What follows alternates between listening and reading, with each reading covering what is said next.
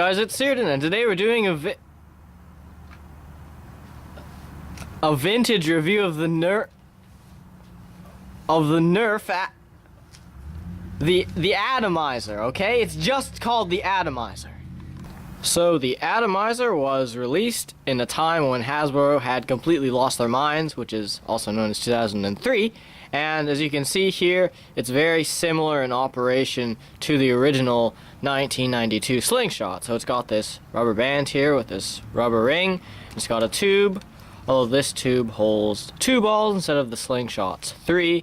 And the operation is the same. You just pull it back, and the ball kind of drops out, and that's about it. So as you can see, it's in a similar style to the newer ballistic ball blasters, and that's of course what it fires here, the green ballistic balls that are slightly bigger than the old ones. And it's really not that hard to load it because it's just a big orange tube. You just drop the ball in, and it can come out really easily. Even if you just put it in like that, if you slightly tap it, it just pops out, which is annoying if you're flipping it around and trying to do cool tricks with it. It can just fall out, but yeah, that's just a design flaw. It's better than the original slingshots though, because you had to cram the balls in, which would slowly destroy them. So I guess it gets bonus points for that.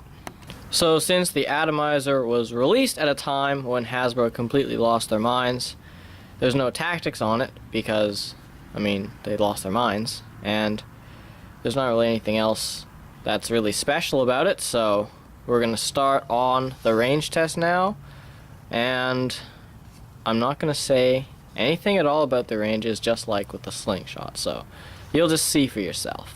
Hey guys, it's Tom, and today we're here at the range to range test the Nerf Atomizer. Anyways, let's start off with flat shots. Let's go.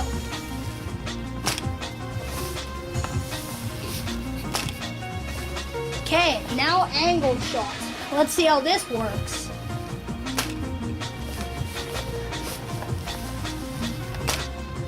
Okay, that's it for shooting the balls. Now let's check the ranges. Okay, so our first shot here is at about 23 feet.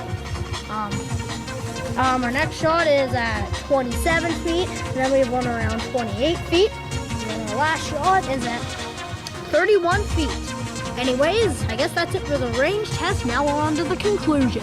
So overall, the Atomizer is not really a great blaster. I mean, it didn't shoot that far at all, really.